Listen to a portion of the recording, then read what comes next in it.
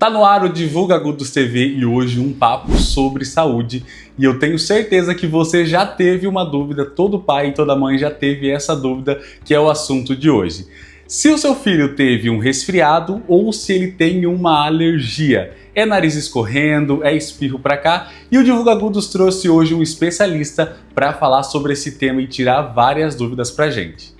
Entrevistas, coberturas, entretenimento, saúde, esse é o Divulga Agudos TV. Recebemos hoje o Dr. Eli Roberto, que é alergista e pediatra, e ele vai nos falar um pouquinho sobre todas essas dúvidas. Seja bem-vindo, Dr. Eli. Muito obrigado, João. Obrigado a todos que estão nos vendo, nos assistindo. Agradeço pela oportunidade de poder conversar com todos vocês e podermos tirar várias dúvidas e mitos que estão ao lado, né? Que estão ao lado das doenças alérgicas e das doenças que não são alérgicas também. Então é uma oportunidade boa para a gente poder conversar e tirar várias dúvidas que eu tenho certeza que vocês aí de casa também têm. É isso aí. Então a gente já vai começar, doutor, com uma pergunta que eu tenho certeza que todo pai já teve, né? Doutor, qual que é a diferença entre um resfriado comum e uma alergia em crianças? Bom, é bom se diga que os resfriados, eles são comumente chamados de infecções de vias aéreas superiores. A maior diferença entre uma dessas infecções e as doenças alérgicas, principalmente em relação à febre e à duração dos sintomas. Os resfriados, por mais que a gente fale, um resfriado, a criança resfriou, está gripada, eles causam febre. E muitas vezes são febres intensas, febres altas. Porém, em aproximadamente 2 a 3 dias, essa febre já tende a se resolver, já tende a começar a ir embora, durando aproximadamente até 5 dias para uma melhora completa dessa febre. E as doenças alérgicas, elas comumente não causam febre. Ah, entendi. Elas não causam febre e são quadros bem mais arrastados do que um resfriado ou uma gripe comum que não se complica. Um resfriado, uma gripe não complicada, acaba durando em torno de uma semana, às vezes até 15 dias, dependendo do agente etiológico que está causando essa doença. As alergias, não. Geralmente já são quadros mais arrastados. Uma gripe com mais de 1 mês, com mais de 2 meses, sintomas nasais, tosse, principalmente falta de ar também, sem outros sintomas como já falei, febre. Então isso aí já são indícios de que o paciente possa ter uma doença alérgica e não apenas um simples resfriado ou uma gripe não complicada. Falta de ar, obstrução nasal, principalmente durante o período noturno, são sintomas que indicam mais um quadro alérgico do que um quadro infeccioso. Então a gente pode levar em consideração essas diferenças que já dá pra gente, para nos nortear no que nós vamos investigar nesse paciente. Ainda sobre os sintomas, então, da alergia. Vai ter pai que diz assim, meu filho ele tá com o nariz escorrendo aí por um bom tempo e desde pequeno. Então já é uma questão para investigar a questão de alergia. Com certeza. Nesse caso aí, muitos pais falam que a criança já nasceu gripada, já nasceu com o nariz entupido, já nasceu tossindo. Então isso aí já é um indicativo que pode ser que essa criança tenha sim um componente alérgico nos seus sintomas. Ou muitas vezes a gente pega também crianças de 2, 3 anos de idade, com os sintomas começaram por volta dos seus 3, 4 meses, ou até um pouco mais, por volta de 7, 8 meses, sempre com o nariz entupido, escorrendo, espirrando muito, ou então até que com várias idas aos centros de emergência, né? Para poder fazer inalação, para poder fazer bombinha. Muitas vezes isso aí já é um indicativo que o paciente possui uma doença respiratória alérgica. Tá, então aí existe uma idade específica aí que a alergia ela costuma aparecer nas crianças ou não? Não necessariamente. As doenças alérgicas podem começar desde o primeiro mês de vida, como podem começar a ficar mais evidentes a partir dos seus 2, 3 anos de idade também. Não há uma idade específica para as doenças alérgicas aparecerem. Isso depende muito da suscetibilidade individual, do ambiente que a criança vive, se há pessoas alérgicas ou não dos seus familiares, né? Isso depende muito. Não tem uma idade em que a alergia vai aparecer. Porém, se como eu falei, a criança desde novinha já tem muitos sintomas respiratórios, vale muito a pena a gente investigar uma possível causa alérgica. E aí um dos maiores desafios, né? Porque os sintomas eles se parecem muito. Sim, então sim. eles se parecem demais. Tem algum truque que os pais podem ali ajudar a diferenciar entre um e o outro? Principalmente se for uma criança que fica muito doente, muito resfriada. Esse é um dos sinais que os pais podem suspeitar de que a criança possa ser alérgica.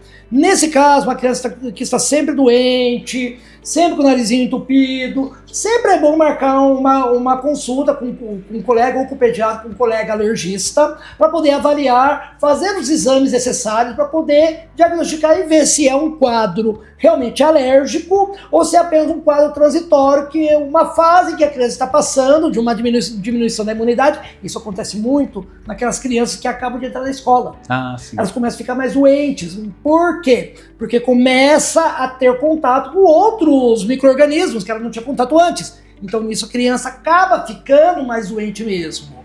Então, no começo, quando a criança entra na escola, é normal, sim, ficar, gente até fala uma semana na escola, uma semana em casa. Mas por quê? Porque ela está tendo contato com outros agentes infecciosos. Só que cada vez que ela tem contato, ela acaba criando imunidade. Vai criando anticorpos. Vai criando anticorpos e com isso acaba ficando mais forte conforme vai passando o tempo. Mas claro, é uma preocupação.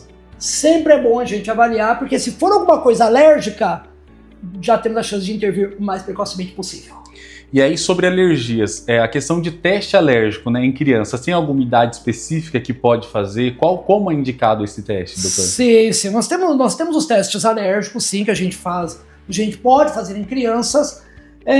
A gente tenta evitar fazer em menores de 2 anos de idade, porque a sensibilidade é muito pequena. A gente tenta fazer em crianças maiores, até mais por motivos técnicos. Muitas vezes a criança não fica quieta, ela não pode coçar o lugar que está sendo feito o teste alérgico. Então a gente opta por esperar a criança ficar numa idade maior. Mas antes dos 2 anos, é possível sim a gente avaliar a alergia através de exames de sangue, exames sanguíneos.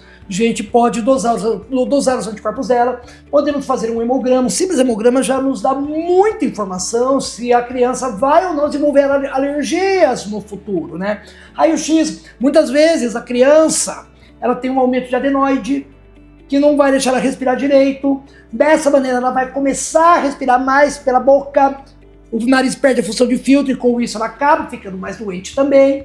Então tem vários exames que a gente pode fazer, mesmo a criança pequena, para ver se ela tem uma chance maior de desenvolver alergias no futuro. É perfeitamente possível a gente fazer uma avaliação nessa criança, não dizendo que ela é alérgica, mas sim vendo se ela tem uma chance maior de desenvolver alergias no futuro. Isso é perfeitamente possível. E aí a gente está vendo com essa mudança de clima também, as crianças acabam tossindo em coro, né? Com certeza. Basta esfriar um pouquinho, as crianças ela começa a espirrar tudo junto. Tem uma época que parece que é combinado ali com as alergias respiratórias? Sim, o que acontece muitas vezes agora nessa fase, a secura do clima, então faz com que a poeira não fique assentada e acaba levantando. E essa poeira acaba entrando em contato com as vias respiratórias, pelo nariz, ou mesmo pela boca, mesmo pela pele também. A gente não pode esquecer, nossa pele faz parte do corpo. E a pele ressecada, em contato com a poeira, também vai atacar o nariz, vai atacar o pulmão, atacar os olhos também. Então, nessa fase, é uma fase de clima mais seco, em que as crianças tendem a ficar mais doentes, e as crianças alérgicas ficam ainda mais doentes. Por quê? Você já não tem a umidade para baixar a poeira. Com isso, nossas mucosas ficam mais ressecadas. Diminui as defesas que nós temos nas nossas mucosas. Diminui muco, diminui anticorpos, protetores no nosso nariz, na nossa boca, e com isso fica mais fácil para esses alérgenos entrarem em contato diretamente com as mucosas. E isso acaba levando aos quadros de alergia e até infecções. Uma coisa importante a gente dizer também é que as crianças que estão com rinite alérgica, asma alérgica, descontroladas, ficam mais propensas a pegar gripes e resfriados. Porque o organismo está, de certa forma, sendo atacado por esses alérgenos. E dessa maneira é mais fácil para ele pegar o resfriado, uma gripe ou até doenças mais graves, como pneumonias, infecções de ouvido, sinusites, bronquites, todas essas doenças mais graves que atacam o trato respiratório. Entendi. E é verdade que a poeira e o mofo, eles são grandes vilões para alergia infantil? Eles são grandes vilões, pelo seguinte motivo. Se tem mofo na parede, significa que tem umidade. E quem que gosta de umidade? Ácaro da poeira adora umidade. Então, se nós temos mofo, é um indicativo que está tendo umidade e os ácaros estão se reproduzindo naquele lugar. Com certeza, dessa maneira, os ácaros aí vão acabar ficando em suspensão no ar, vai ter contato com o nariz, com a boca ou com a pele e vai levar aos quadros de alergia. Alergias no nariz, alergias nos olhos, alergias no pulmão, aí alergia na pele também. Então é importante, se você tem umidade em casa, na parede, já contratar alguém ou vocês mesmos fazerem a limpeza dessa umidade para que os ácaros não se acumulem lá. Com isso, claro, diminuindo o risco de crise de alergia. E além disso, a pelúcia, o tapete que fica ali na sala, no quarto, eles guardam a poeira e pode... Com certeza, com certeza. A poeira fica acumulado nos pelos da pelúcia ou mesmo no tapete. E aí basta a gente entrar em contato um pouquinho mais perto dessa pelagem para os ácaros entrarem em contato com as nossas mucosas. E isso acaba levando às crises de alergia. E aí, qual que é a indicação, então? Às vezes a criança gosta de uma pelúcia, mas a gente percebe que acaba tendo aquela alergia àquilo. Tem alguma coisa que a gente consiga fazer? Claro, com certeza. É claro que o ideal seria a gente evitar essas pelúcias. Esse seria o ideal mesmo. Nós podemos lançar mão de algumas técnicas que, assim, não vai eliminar totalmente os ácaros, vai dar um alívio, mas o que eu falo, o melhor seria eliminar mesmo esses alérgenos. Você pode pegar, por exemplo, as pelúcias, você pode lavar sempre na água quente, põe para tomar sol, isso vai acabar já eliminando uma boa parte dos ácaros. E saca elas e põe no freezer depois, para congelar de um dia para o outro. Então pega essa dica, hein? Aí isso acaba matando os ácaros da poeira também. Mas o interessante é fazer isso pelo menos uma vez por semana. Por isso que é complicado. Por isso que é complicado. Fazer tudo isso uma vez por semana, a cada 15 dias, é difícil fazer. Então, né? Acaba ficando desgastante. Então, por isso que a gente opta por tentar eliminar ao máximo as pelúcias, né? Cortinas. Lavar pelo menos a cada 15 dias. Optar por persianas. Persianas você consegue passar o pano úmido e com isso acaba tirando os ácaros que ficam lá. As cortinas já acumulam mais ácaros, acumulam mais poeira. Então, se for cortina de pano, melhor é pegar e lavar pelo menos a cada 15 dias na água quente. Sempre na água quente. Mesma coisa com tapetes. E dessa maneira para pelo menos diminuir a quantidade de ácaros. Outra coisa importante. A gente não pode esquecer que em cima do armário e na cabeceira da cama acumula poeira. Então, pano úmido nesses lugares também. Ácaro come. Resto de cabelo, resto de pele. Então, colchão e travesseiro... É isso que eu ia entrar. O colchão e o travesseiro, então, tá lotado e é um lugar ali para ter ácaros. E por isso que piora de madrugada. E aí, hoje, então, já existe alguma forma de se proteger contra isso, Com certeza. Capas impermeáveis para colchão e travesseiro. Isso aí é importantíssimo, que vai formar uma camada protetora, fazendo com que os ácaros fiquem na parte de baixo, né? Inclusive vou até pedir pro editor até colocar foto de ácaros aqui até para os nossos ouvintes poderem ver como que é o ácaro. O ácaro é invisível, você não consegue ver ele a olho nu, você precisa de microscópios para poder ver. Então, pedi para o editor colocar aqui uma foto, né, do ácaro para que veja como que são esses bichinhos. Eles são parentes das baratas, são parentes dos camarões, dos insetos em geral, das aranhas, são todos parentes. Só que, porém, eles são invisíveis, você não consegue ver o ácaro andando na cama, andando no colchão. Você precisa de microscópio para ver. por isso que é difícil de ver. Então, capas antialérgicas ajudam muito a diminuir os sintomas de alergia. Então é por isso que às vezes a criança ela passa o dia inteiro bem, quando chega de noite, na hora de dormir de madrugada, começa aquela tosse, aquele espirro por conta disso. É por conta disso, porque aí ela deita na cama, põe a cabeça no travesseiro, é um local que tem muitos ácaros, e aí começa a aparecer os sintomas de tosse, chiado, nariz entupido, coceira no corpo. Você pode perceber que aparece mais durante a madrugada. Entendi. O que já é um indicativo de uma alergia mais severa.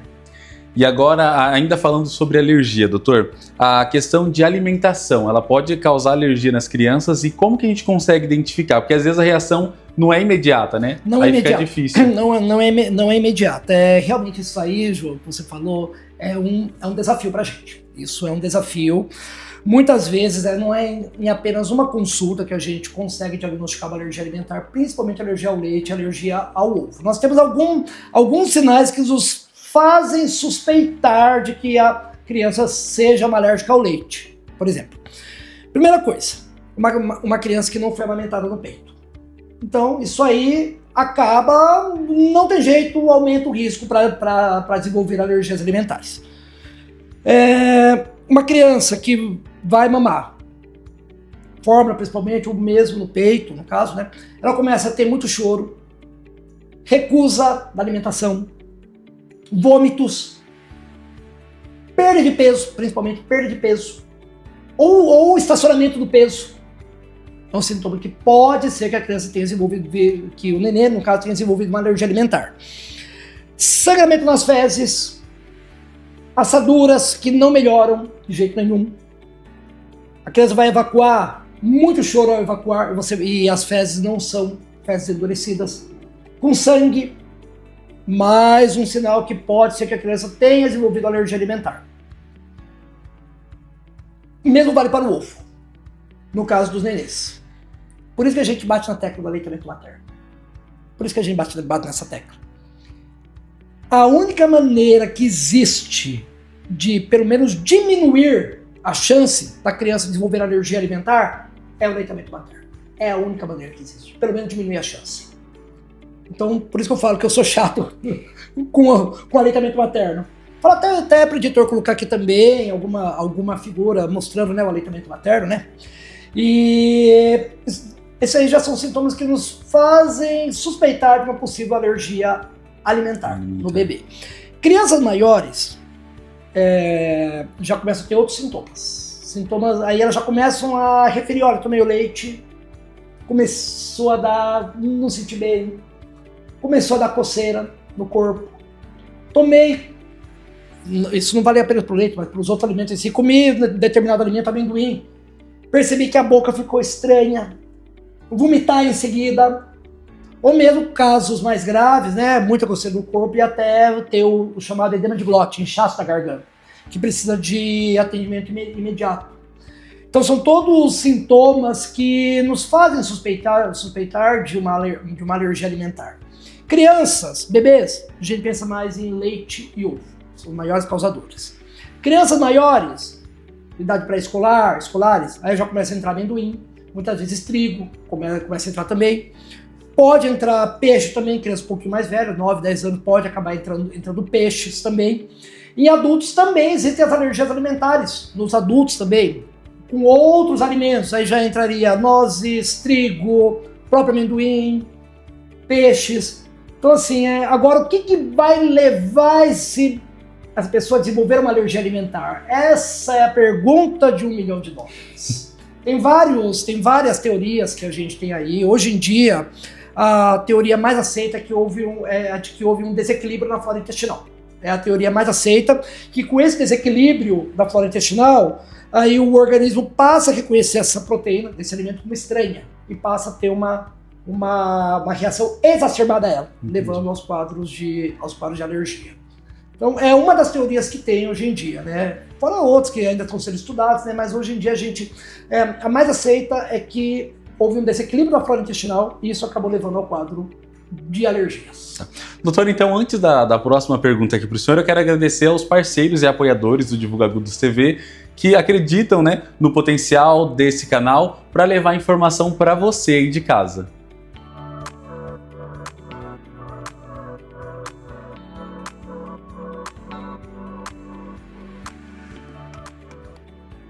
Voltando aqui então, doutora Eli, fala pra gente, né? Muitos pais têm medo de parecer exagero. Sim. E quando que é a hora de procurar um especialista como um pediatra e também um alergista? Principalmente se é uma criança que começa a ter quadros gripais, resfriados de repetição. Esse como a gente já falou atrás, esse é um dos sinais que nos fazem suspeitar de que a criança possa possuir uma alergia respiratória. A criança fica muito doente, nariz sempre entupido, tosse, episódios de falta de ar, chiado no peito, é sinal que pode ser que a criança tenha uma doença respiratória, uma doença alérgica, e é interessante a gente fazer uma investigação mais aprofundada, com exames de sangue, raio-x, testes alérgicos, para poder avaliar melhor. Ou então, naqueles casos, os nenês, por exemplo, bebezinhos, que vai mamar, começa a ter muito choro, muitas regurgitações, perda de peso principalmente, recusa das mamadas, é um sinal de que pode ser que o nenê tenha uma alergia alimentar também. Então são sinais de alerta que a gente fala para ficar de olho, né? Para procurar um colega pediatra, um colega especialista para poder avaliar melhor o caso, né? E pedir os exames para poder diagnosticar o mais precocemente possível esses quadros de alergia, se o paciente tem alguma alergia mesmo ou não. Entendi. E é possível prevenir crise alérgica em casa ou na escola? E como que é possível? Porque a rotina ela faz toda a diferença. Dá para os pais aí montar um checklist para saber? Com certeza, com certeza. Primeiro de tudo, ambiente. Importantíssimo. Fumaça de cigarro é o pior que existe para causar crise de alergia em crianças. Muitas vezes a criança não tem alergia, porém tem um poluente ambiental com fumaças. Quando eu falo fumaça, eu estou falando apenas de cigarro, tá, gente? Estou falando de fumaça de cigarro, fumaça de queima de madeira, queima de papel. Todos esses poluentes ambientais acabam levando a sintomas de vias aéreas superiores. E muitas vezes a criança não é alérgica. Tem um quadro de poluição domiciliar que está levando ao quadro de alergia. Então, ambiente é fundamental. Tem que limpar o ambiente, evitar todo e qualquer tipo de fumaça em casa. Eu falo que fumante é um veneno para as crianças, principalmente para os nenezinhos. Vocês podem perceber que todas essas bronquiolites que complicam e precisam internar, tem fumante em casa. A grande maioria tem fumante em casa. Então a gente sempre bate na tecla da higiene ambiental. Além também, claro, né, deixar os animais fora de casa. Também limpeza da casa com pano úmido, evitar varrer a casa. E um detalhe que muita gente que é um mito na parte da alergia: ar-condicionado é melhor do que o ventilador, desde que esteja com a manutenção em dia.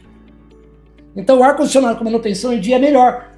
Por quê? O ar-condicionado tem filtro, retém as partículas de poeira, partículas de ácaro. O ventilador, você liga, levanta tudo. Levanta a poeira. Então, para quem é alérgico, ar-condicionado é melhor. E a temperatura? 24, 25 graus. Tá excelente. Confortável para todo mundo, confortável para a criança, confortável para os pais. E não vai levantar poeira que porventura está no chão. Então, ar-condicionado é melhor do que ventilador nesse caso. E ainda sobre esse checklist de prevenção, em casa tudo bem. Tem algum para a escola em específico que a gente consiga montar, doutor? Bom, a escola tem normas de limpeza de ar-condicionado, normas de limpeza de chão. Então, tem as normas que eles devem seguir, normas já estabelecidas e protocoladas para eles poderem seguir. O que eu falo para a criança que vai entrar na escola? Primeira coisa, vacinar. Vacinar contra tudo. Vale muito a pena você nas clínicas particulares tomar vacina contra as meningites, contra as pneumonias, contra a gripe. Vou tomar todas as vacinas. Por quê? Porque aí a criança fica protegida contra doenças graves. Entendi. Vai pegar resfriado? Vai. Vai pegar as gripes comuns? Vai pegar. Mas pega leve. Vai melhorar. Não vai ter o risco de complicar depois para uma pneumonia, para uma infecção de ouvido, para uma meningite. Então, a criança vai entrar na escola, vacinar contra tudo. Vacinar. Tudo. Aí vai para a escola, mas vai ficar doente. No começo vai. Só que ela vai criar anticorpos. Ela vai criar anticorpos e vai chegar uma hora que ela vai parar de ficar doente da escola. E o importante é isso, é ficar protegido contra doenças graves. Esse é o mais importante. E aí agora, qual que é o principal conselho que o senhor deixa, tanto como pediatra e como pai, para os pais cuidarem melhor da saúde respiratória dos filhos, né? A gente sabe que não dá para controlar tudo, Com certeza. mas o cuidado e a informação, ela faz muita diferença, Com né, certeza. doutor? Primeiro de tudo, nenês. Gente, fazer de tudo para que essa criança seja amamentada no peito.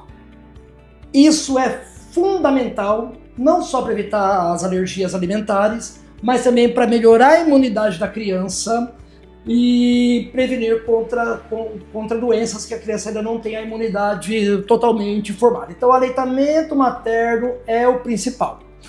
E vocês podem perceber que a criança que foi amamentada por bastante tempo no peito, ela fica menos doente do que as crianças que não foram amamentadas. Então assim, aleitamento materno é fundamental mesmo. Segundo, vacinação.